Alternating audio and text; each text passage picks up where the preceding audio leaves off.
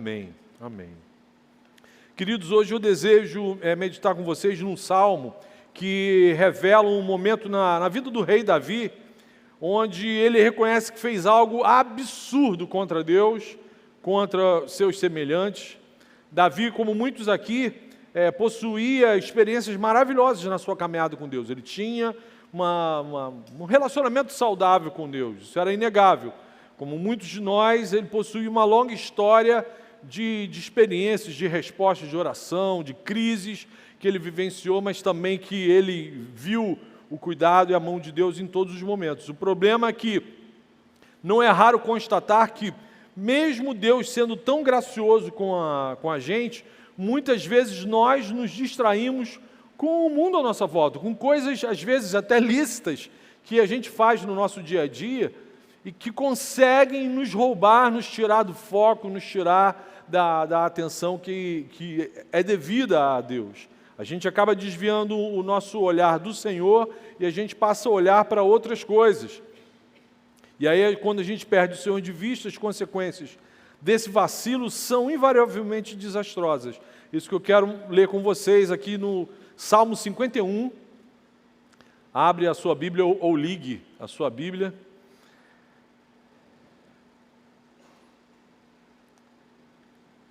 E se você não trouxe a Bíblia nem o celular, vê se tem alguém pertinho de você.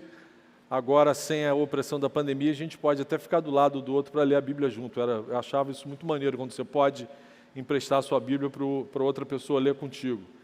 Mas Salmo 51 é um salmo que fala sobre o caminho do arrependimento e da restauração do relacionamento de Davi com o Senhor. Diz assim, a gente vai ler do 1 ao 13. Tem misericórdia de mim, ó Deus, por teu amor, por tua grande compaixão, apaga as minhas transgressões, lava-me de toda a minha culpa e purifica-me do meu pecado, pois eu mesmo reconheço as minhas transgressões e o meu pecado sempre me persegue. Contra ti, só contra ti, pequei e fiz o que tu reprovas, de modo que justa é a tua sentença e tens razão em condenar-me. Sei que sou pecador desde que nasci, sim, desde que me concebeu minha mãe. Sei que desejas a verdade no íntimo e no coração me ensinas a sabedoria. Purifica-me com o isopo e ficarei puro. Lava-me e mais branco do que a neve serei. Deixa eu fazer logo um parênteses aqui para explicar para vocês, para não ficar aquela curiosidade. O que é isopo? Não é isopor não, tá? É isopo. Isopo era uma planta com ramos felpudos que os sacerdotes, as pessoas usavam em cerimoniais de purificação. Por ele ser felpudo, ele se encharcava com muita facilidade. Então, a pessoa que era submetida a um cerimonial de purificação, ela encharcava o isopo ou na água mesmo, ou, na maioria das vezes, no sangue de algum animal sacrificado. Aquilo ficava encharcado de sangue e o sacerdote aspergia aquele sangue na pessoa que estava participando do cerimonial de purificação. Então por isso que Davi está falando, purifica-me com o isopo, ou seja, asperge o sangue da purificação sobre a minha vida, então eu serei limpo. Continuando, faz-me ouvir de novo júbilo e alegria, e os ossos que esmagaste exultarão. Esconde o rosto dos meus pecados e apaga todas as minhas iniquidades. Cria em mim um coração puro, ó Deus, e renova dentro de mim um espírito estável. Não me expulses da tua presença, nem tires de mim o teu Santo Espírito. Devolva-me a alegria da tua salvação e sustenta-me com um espírito pronto a obedecer. Então ensinarei os teus caminhos aos transgressores, para que os pecadores se voltem para ti. Até aqui, amém? O que será que aconteceu com esse homem que a Bíblia afirma ser alguém segundo o coração de Deus? O que aconteceu com Davi para alguém que a Bíblia aponta como uma pessoa de grande intimidade com Deus e escrever algo tão assustador que a gente acabou de ler aqui? O que Davi fez? Eu não sei se você na sua Bíblia aí vem uma informação antes do início desse salmo, uma informação adicionada pela edição da Bíblia, pela editora. Na minha Bíblia está assim, antes de começar a leitura do Salmo 51, está escrito assim, Salmo de Davi, escrito quando o profeta Natã veio falar com Davi depois que este cometeu adultério com Batseba. Está escrito isso aí na sua Bíblia também? Então, o editor da Bíblia já te dá uma deixa, um spoiler do motivo que ocasionou a Davi escrever esse salmo. Você lembra dessa situação? Ela está descrita no segundo livro do profeta Samuel, lá no capítulo 11. O exército de Israel partiu por uma campanha bélica e naquela época era propósito, era obrigação do rei acompanhar os exércitos nas suas pelejas, nas batalhas, nas pelejas bélicas. Não é igual essa moleza que tem hoje em dia, que o general fica sentado numa mesa, fazendo todos os planejamentos, e bota uma porção de soldado raso para ir para frente de batalha. Naquela época, o cara tinha que ser macho raiz mesmo. E o rei ia para frente de batalha com todo mundo.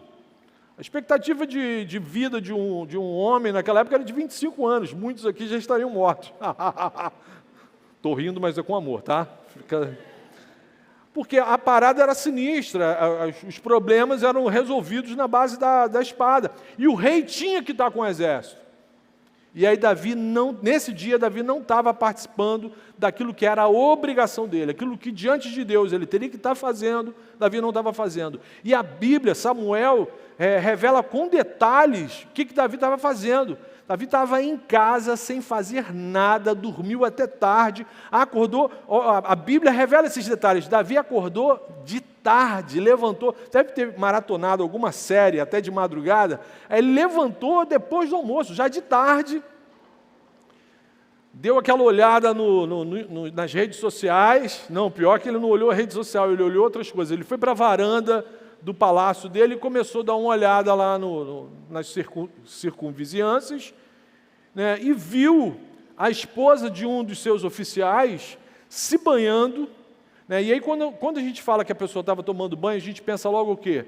Num banheiro, tipo o que a gente tem na nossa casa, com um chuveiro, né, um Lorenzetti com água quente, né, e cara, na época não era aquilo.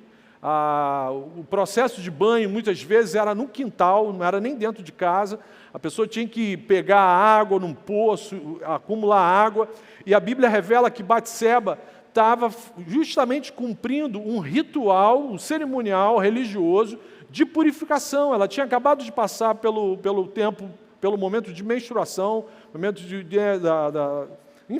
menstruação, e dentro da legislação do cerimonial religioso dos judeus, tinha um cerimonial específico de purificação para as mulheres depois que passavam por esse período. E Batseba estava ali se purificando, se banhando, não era um simples banho, era um cerimonial de purificação.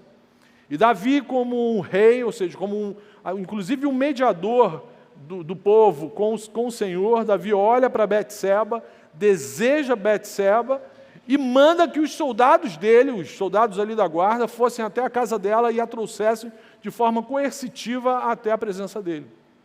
Essa semana o Iago Martins tem um vídeo só sobre esse... Foi curioso, eu descobri isso nessa semana, tratando dessa passagem aqui, porque muitas pessoas acabam falando assim, Batseba deu mole, não precisava estar ali dando mole, tomando banho no quintal, do lado de fora. Davi violentou ou não violentou Batseba? Foi um estupro ou não foi um estupro? Então tem uma discussão teológica legal sobre isso, depois se vocês quiserem, procura lá no YouTube. Mas o fato é que Davi se desviou totalmente do seu propósito, obrigou que essa esposa de um dos seus oficiais fosse até a casa dele, até o palácio, e ela não tinha a quem recorrer, ela não tinha como pedir socorro.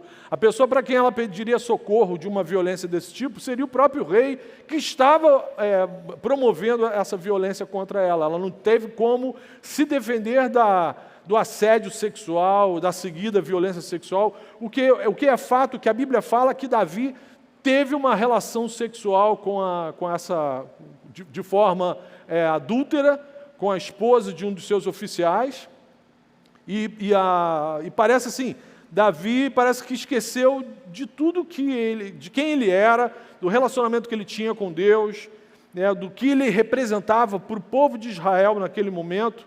Parecia que Davi perdeu totalmente a consciência da perversão que ele praticou contra aquela mulher indefesa, contra a sua nação e contra o seu Deus. É impossível a gente pecar contra o nosso semelhante sem antes a gente pecar contra Deus.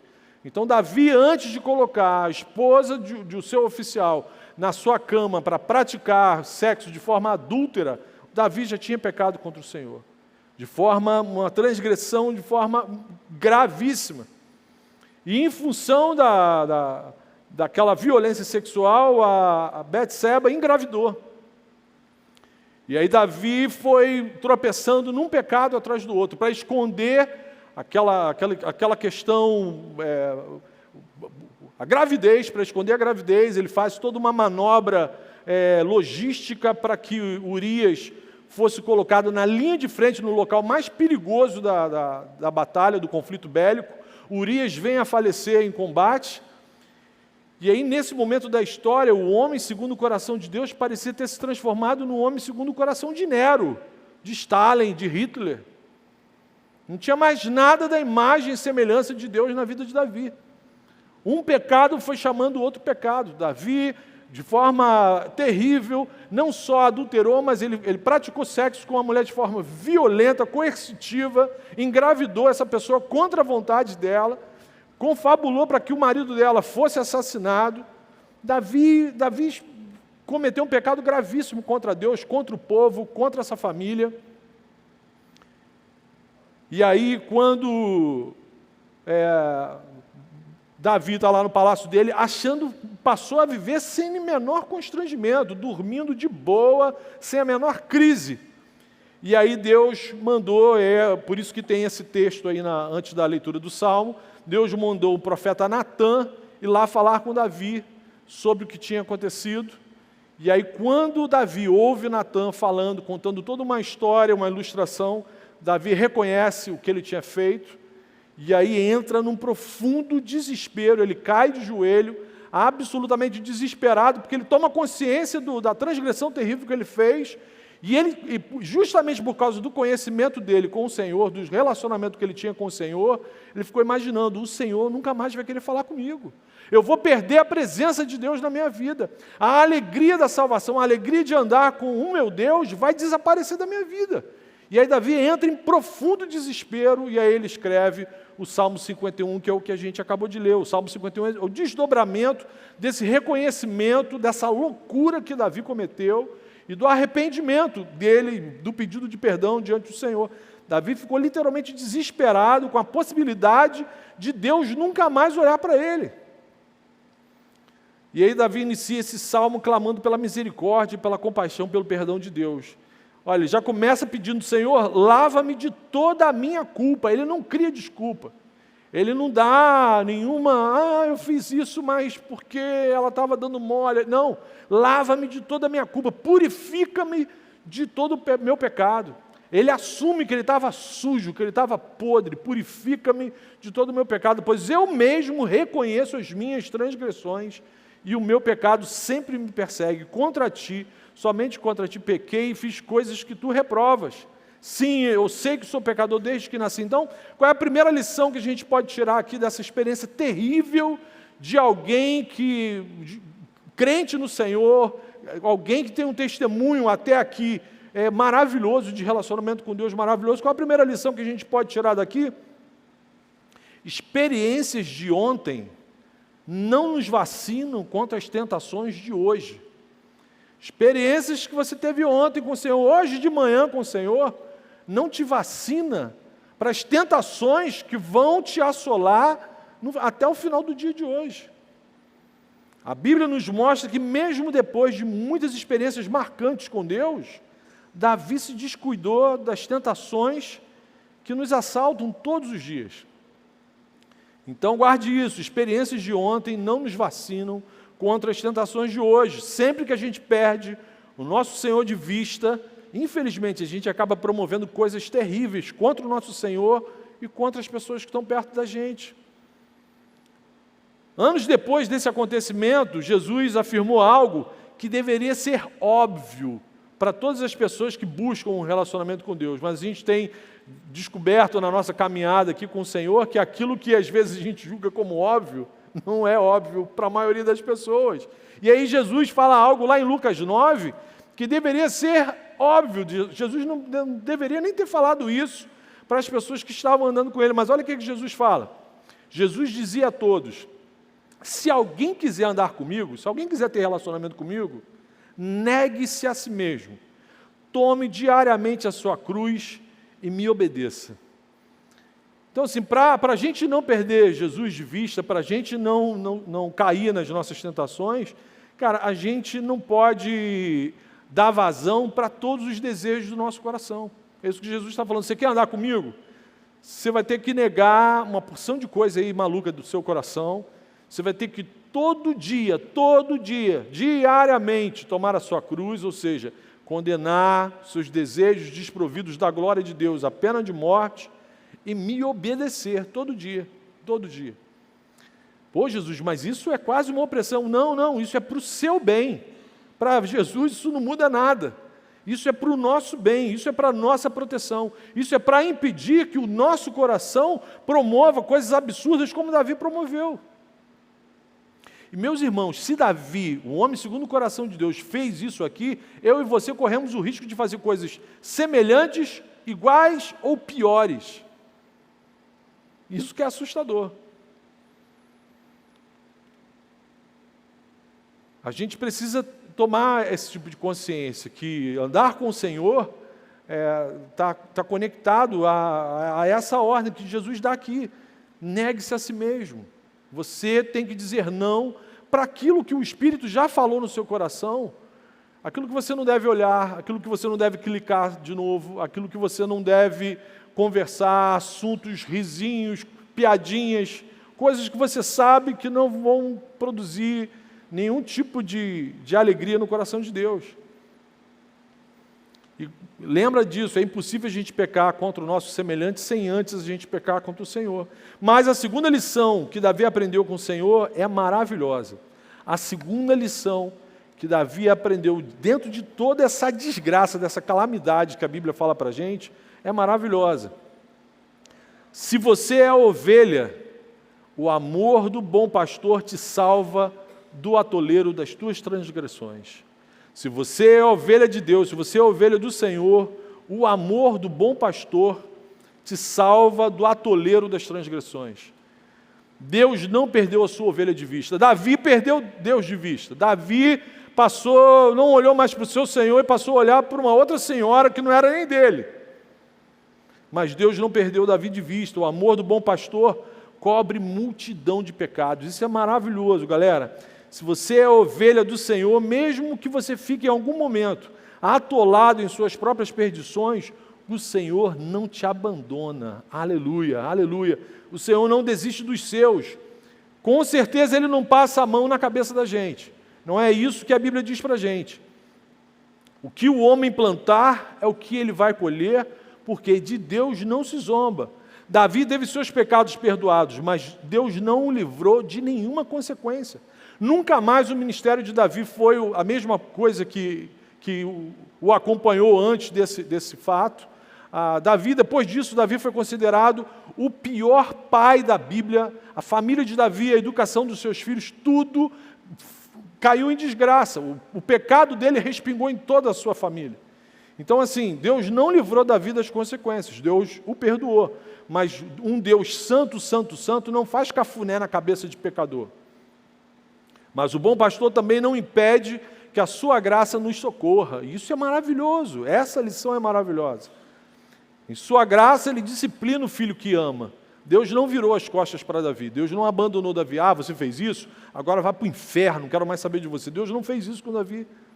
Por causa do seu amor por nós, Ele nos livra através da correção, através da disciplina. E graças à sua misericórdia, Ele não nos perde para o pecado. Se Deus tivesse abandonado Davi, quem teria ganho essa história? O pecado. Eu dou glória a Deus por isso. O apóstolo Pedro, lá na sua primeira epístola, no capítulo 4, diz o seguinte: o amor cobre multidão de pecados. O amor cobre multidão de pecados. Então, o nosso Deus tem poder, tem graça, tem generosidade suficiente para cobrir as nossas confusões. O fato de Deus enviar Natã para conversar com Davi já é uma prova concreta do amor, da intervenção de Deus a favor de Davi. Até Natan conversar com Davi, Davi estava de boa, estava intoxicado pelo seu pecado, não conseguia enxergar nada de errado, estava vivendo numa boa. E Deus mandou Natan para falar com Davi, para Davi cair em si. Isso é a prova concreta do amor do Senhor. Deus fez o mesmo com a gente, só que Deus não mandou Natan falar com a gente. Deus mesmo veio habitar entre nós, aleluia, aleluia. Ele assumiu forma humana, forma de servo, assumiu o seu sacerdócio, o seu ministério.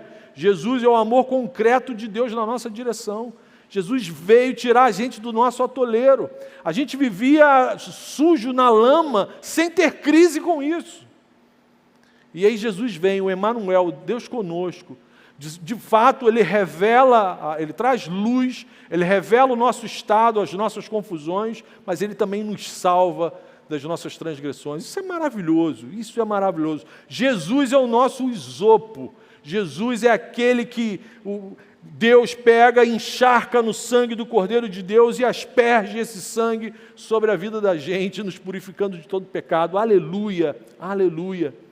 E aí, diante de um Deus tão gracioso, que mesmo diante de uma transgressão tão terrível, Ele não deixa o pecado sair como vitorioso, o que a gente pode fazer para não perder Deus de vista? O que a gente pode fazer de forma prática para não entristecer Deus no nosso dia a dia, na nossa vida?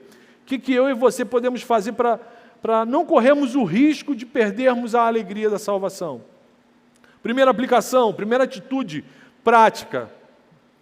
Eu lembrei de uma antiga música de uma banda por aí, e aí o segredo para a gente ter uma vida próxima do Senhor é vigiar e orar para não cair. Essa é a primeira coisa que a gente tem que fazer. Foi isso que Jesus pediu, negue-se a si mesmo, ou seja, fica esperto, fica alerta, anda perto de mim, conversa comigo. Então o segredo é você vigiar e orar para não cair. Vigie e ore para não cair. Observe o que aconteceu com Davi. O homem segundo o coração de Deus não vigiou, não orou, não estava fazendo o que era para ele fazer para o Senhor, com o Senhor. Assumiu intencionalmente uma postura descansadão, se acomodou. E um dia sem vigiar gerou para Davi muitas tragédias, muitas tragédias. E aí eu repito, galera, se aconteceu com Davi, pode acontecer algo semelhante com a gente também, se a gente não vigiar e se a gente não orar o tempo todo. Jesus mesmo dá essa ordem para os seus discípulos, lá em Mateus 26, vigiem e orem para não cair em tentação. Jesus está falando isso para quem? Para a gente, para os seus discípulos. Se vocês não vigiarem, se vocês não orarem, vocês vão cair. Davi aprendeu isso, que se a gente não olhar para o Senhor, se a gente não vigiar, invariavelmente a gente vai cair. Davi também aprendeu que sozinho ele jamais conseguiria mudar os seus desejos desprovidos da glória de Deus. Por isso que ele pede, Senhor, por favor, não deixe o seu Santo Espírito sair do meu coração. Eu sozinho não vou conseguir voltar a andar no caminho correto. Eu não vou conseguir. Só quem tem o poder para mudar o coração do ser humano, para operar esse milagre, é o Espírito Santo. João 16,7 diz assim, só o Espírito Santo convence o nosso coração do pecado, do juízo, da justiça. Mas a nossa participação nesse processo de santificação é viver longe do flerte com o pecado. Por isso que a gente tem que estar vigiando, por isso que a gente tem que estar ligado, por isso que a gente tem que estar esperto. Crente distraído é tragédia à vista. Jesus também dá essa ordem, sejam de boa como a pomba, sejam pacíficos como a pomba, mas sagazes ligados como a serpente. A cobra não fica de bobeira, pisaram em mim, o carro passou por cima de mim. Não, a cobra está sempre esperta. Então, o crente tem que estar sempre alerta. A atitude certa é, intencionalmente, a gente se afastar daquilo que a gente tem consciência que vai oferecer uma tentação para a gente. Tentação é algo que a gente gosta, que a gente sente uma forte atração, mas que a gente sabe que, se experimentar, aquilo vai afastar a gente de Deus. Isso é tentação. Você não vai sentir atração por algo que você não gosta. É algo que você gosta, mas que não necessariamente é lícito, ou que é louvável, ou que glorifica a Deus se você der vazão àquele tipo de prática, aquele tipo de desejo. Então você tem que estar esperto, você tem que vigiar, você tem que se afastar intencionalmente daquilo que você já sabe que é tentação para você. Para isso que a gente tem que estar ligado o tempo todo, sempre em oração. Crente distraído é tragédia anunciada. Davi tanto aprendeu isso que depois, lá no Salmo 139, ele diz o seguinte: Senhor, sonda o meu coração, Senhor. Vê se em minha conduta algo te ofende e dirige-me pelo caminho eterno. Essa é a oração que a gente tem que estar fazendo o tempo todo. Senhor, o dia está terminando, sábado, finalzinho do sábado, Senhor, vê se no meu coração, vê se no dia de hoje eu fiz alguma coisa que te entristeceu, Senhor, e corrige, me coloca, me realinha com a sua vontade, não me deixa ficar distraído.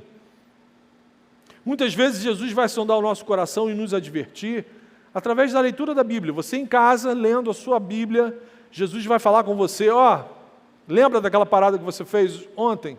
Aquilo me entristece. E aí você, lendo a Bíblia, vai ser advertido pelo Espírito Santo. Às vezes, num momento como esse, quando a gente está sendo exposto à pregação da Palavra de Deus, o Senhor mesmo fala com a gente. Às vezes Ele vai usar o nosso discipulador, durante aquela parte mais importante do discipulado, que é a... Só 3 pessoas vieram naquele sábado. Qual é a parte mais importante do discipulado? Prestação de contas, isso. Você que ainda tem algum tipo de oxigênio no seu pulmão, é prestação de contas. Às vezes, na prestação de contas, o seu discipulador vai ser usado por Deus para te realinhar, para mostrar para você que você está vivendo distraído, que você passou uma semana equivocada. Assim como Deus usou o profeta Natan para revelar a Davi os absurdos que ele estava cometendo, às vezes Deus vai usar o nosso discipulador, nosso irmão, o líder de célula, o pastor. O fato é que um cristão, nascido de novo, um imitador de Jesus, tem que ser uma pessoa de oração, meus irmãos. Tem que ser uma pessoa de oração. Tem que estar o tempo todo conversando com o Senhor. A ausência de uma prática diária de oração pode fazer a gente perder a alegria da salvação. Quem conversa pouco com o Senhor corre o risco de um dia começar assim: não vou mais lá no Gol, não. Não vou mais lá na célula, não, minha célula está tão chata. Você que já morreu, você que já está todo sujo de lama, de pecado, aí começa a achar que está tudo chato. A alegria da salvação mencionada por Davi aqui no texto que a gente leu, é esse encanto, é esse estado de deleite, de paixão, de entusiasmo na nossa vida com Deus, e que nos livra de pecarmos contra Ele. Você já viu um namorado apaixonado, uma pessoa apaixonada? Eu ia fazer ela ia pedir para levantar a mão quem estava namorando, mas não vou fazer isso não. Às vezes o pastor é tentado, resistir à tentação, não vou fazer isso. Mas uma pessoa apaixonada, não sei se você conhece alguém apaixonado, mas uma pessoa apaixonada, cara, ela vive num estado de deleite, ela está mergulhada, encharcada da alegria de ter aquele relacionamento. Uma pessoa verdadeiramente apaixonada, ela não faz intencionalmente, às vezes até faz alguma coisa porque é sorvetinho, é burra, né? O ser humano, né? Mongolzinho, aí faz alguma coisa errada contra a namorada. Mas intencionalmente, uma pessoa apaixonada não entristece aquela pessoa que é alvo da sua paixão. Uma pessoa apaixonada, intencionalmente, não transgride aquele relacionamento. Por quê? Ela está num estado de deleite, ela está num estado de encanto, ela está apaixonada. Literalmente, ela está encantada, ela está sob o efeito, sob um encanto que a impede de cometer transgressões contra aquela pessoa que ela ama. Então, isso que é a alegria da salvação. Por isso que Davi falou: Senhor, devolve-me a alegria da salvação, porque se eu estiver nesse estado de deleite, de encanto pelo Senhor, eu não vou pecar contra o Senhor. Então, não existe um ser humano saudável sem a presença dessa alegria. Não existe. Então, meu irmão, invista na manutenção desse estado de deleite por Deus. Ore, vigie, não se distrai. Não permita que o seu olhar se desvie de Jesus. Salmo 25 diz: a intimidade do Senhor é para aqueles que o buscam. Isso tem que ser intencional, a gente tem que buscar. Deus não vai tornar a gente íntimo na marra, de forma coercitiva, tipo o Davi fez com Betseba. Não vai ser assim. Parte da gente, é algo absolutamente possível da gente fazer, da gente demonstrar o nosso desejo, a nossa intenção de: Senhor, eu quero viver em intimidade com o Senhor. Então a gente tem que... Como que eu demonstro isso, Marcão? Investindo tempo, constância, um compromisso de responsabilidade com o Senhor, com o corpo de Cristo, com o reino de Deus. Invista tempo na sua vida conversando com o Senhor, mesmo que você tenha muita coisa para fazer no seu dia a dia. Corrigindo, invista mais tempo da sua vida conversando com o Senhor, principalmente se você tiver muita coisa para fazer no seu dia. Se esforce por uma vida de profunda intimidade com Jesus. Se você orou, se autoexaminou, descobriu que está tudo bem no seu relacionamento com Jesus, que eu sei que à medida que eu estava falando aqui, você e o Espírito Santo já tiveram um lero-lero aí, já conversaram. Então assim, se você já se autoexaminou, viu que está tudo bem, pô, glória a Deus, né? Dá um glória a Deus aí, boca de concreto. Então louva Jesus aí, né? E continue firme. Mas se você examinou seu coração e descobriu que existe algum caminho torto, que existe alguma coisa errada aí que desagrada o seu bom pastor, então a segunda aplicação é para você. Se você caiu, arrependa-se. Faça como Davi, caia de joelho também, se arrepende, confesse o seu pecado, clame por perdão. Se você caiu, se arrependa. Reconheça isso rápido para o Senhor, tipo o que Davi fez. Senhor, eu pequei mesmo contra o Senhor. E clame por perdão. Na primeira epístola escrita pelo apóstolo João, ele afirma isso.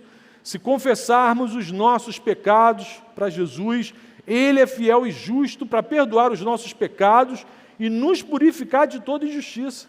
Foi exatamente isso que Davi fez.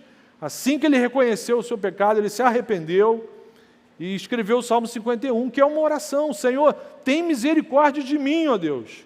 Por teu amor, por tua grande compaixão, apaga as minhas transgressões. Essa é a oração que a gente tem que fazer sempre que o Senhor nos der o toque que a gente está distante, que a gente fez alguma coisa que está entristecendo o coração dele. E aí Davi não parou só no pedido de perdão, né? A gente leu o Salmo até o versículo 13. Lá na parte, nos versos 10 a 12, Davi continua fazendo pedidos para o Senhor. Senhor, cria em mim, acompanha comigo aí, a partir do verso 10. Salmo 51. Cria em mim um coração puro. Ele está pedindo, Senhor, me santifica, Senhor, me deixa parecido com o Senhor, renova dentro de mim um espírito estável, o Senhor me dá equilíbrio. Gente que peca contra o Senhor é gente desequilibrada, é gente que esqueceu de tomar um remedinho que era para ter tomado de manhã, antes de sair de casa. Senhor, me dá equilíbrio, Senhor. Me santifica, Senhor, me conceda senso, juízo, equilíbrio, me coloca alinhado com o Senhor. Isso que Davi está pedindo para o Senhor. E ele continua, não me expulses da tua presença. Olha o desespero dele. Nem tires de mim o teu Santo Espírito. Senão eu estou perdido, Senhor. Eu sozinho não vou conseguir. E aí ele continua, devolve-me a alegria da tua salvação e sustenta-me com o espírito pronto a obedecer. Quem anda com o Senhor, quem é íntimo do Senhor, a característica marcante é ser obediente. É ser obediente ao Senhor. No momento em que a ficha caiu, Davi se arrependeu, confessou o pecado, pediu perdão, clamou pelo Senhor, e o Senhor restaurou o relacionamento com ele.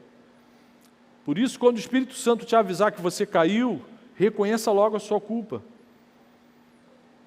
Porque o nosso Deus é um Deus bendito. Tem um outro salmo que diz, bendito seja Deus que não nos rejeita a oração, nem afasta de mim a sua graça. Aleluia, aleluia. Terceira aplicação. Expresse a sua gratidão a Jesus pelo perdão recebido, servindo. Se você tem consciência de que, de fato, os seus pecados foram perdoados, que aquilo que se Jesus pegasse os seus pecados e passasse aqui no telão da igreja, ninguém nunca mais ia conversar com você. Comigo eu tenho certeza que ninguém nunca mais ia conversar. Sabe aquela parada que Spurgeon escreveu? Se alguém está falando mal de você, fica tranquilo, você é muito pior do que isso que estão falando de você. É isso aí. Né? Então, se você tem consciência que mesmo Jesus, conhecendo o íntimo do porão da sua alma, perdoou os seus pecados, por favor, expresse gratidão, expresse alegria, expresse o seu agradecimento pelo perdão dos pecados. De que forma, Marcão? Servindo. Seja bênção para alguém, seja bênção no reino de Deus, seja bênção na igreja, seja bênção na célula, seja bênção dentro da sua casa, sirva os seus pais, amém, filhos? Sirva os seus pais, tira aquele cocô do cachorro que está lá no quintal, que você sabe que pode fazer aquilo e não faz, Seja bênção, expresse gratidão a Deus servindo. A resposta de um coração agradecido é fazer algo que demonstre gratidão. O salmista assume esse compromisso com o Senhor, lá no versículo 13. Senhor, então, se o Senhor me perdoar, então ensinarei os teus caminhos aos transgressores. Eu sei tudo de pecado, Senhor. Então, diante do perdão que eu recebi, eu vou falar com gente que é bicho ruim que nem eu. Senhor, eu vou ensinar o teu caminho para os transgressores, para que os pecadores se voltem para a sua direção. Então, o que Davi está falando? Para a gente expressar a nossa gratidão ao Senhor, a gente tem que ser bênção para as outras pessoas, principalmente para as pessoas que ainda não conheceram, não tiveram esse encontro com Jesus. Então, eu e você, a gente precisa espalhar essa mensagem, a gente precisa falar para as pessoas que ainda não tiveram esse entendimento, como é maravilhoso conhecer esse Senhor que nos limpa e nos purifica de toda a nossa podridão. Então, sirva o seu semelhante, sirva na célula, principalmente dentro da sua casa, dê um testemunho maravilhoso para os seus pais, para os seus irmãos, tanto os biológicos como os da fé. Tem gente que é uma bênção aqui na igreja, em casa parece um encosto. Por favor, em casa, o seu pai tem que ter certeza que você é a habitação do Espírito Santo. Seja bênção para quem Deus colocar perto de você, amém? Uma experiência redentora com a graça de Jesus, com o perdão de Cristo, tem que criar na gente um desejo urgente de compartilhar isso com outras pessoas. Tem que ser algo natural, tem que fluir da gente. Tipo alguém que descobre o segredo da cura de todas as doenças dos seres humanos. Amém? Que seja assim na vida da gente, que a gente glorifique a Deus, que a gente não perca o Senhor de vista em momento nenhum, que a gente não se distraia, que a gente não tire os olhos do Senhor. Amém?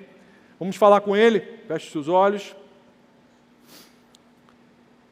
Senhor Jesus, muito obrigado por Tua palavra, Senhor. Muito obrigado pelo Teu ensinamento. E, acima de tudo, Senhor, muito obrigado pelo Teu amor, pelo Teu perdão, por Tua preciosa salvação, Senhor. Muito obrigado por não desistir de nós, Senhor. Aleluia. Mesmo quando nos distraímos, nos desviamos da Tua vontade, Senhor. Mesmo quando a gente faz algo que é abominável aos Seus olhos, algo que entristece o Senhor e os nossos irmãos, muito obrigado por insistir em nos amar, por não desistir da gente, Senhor.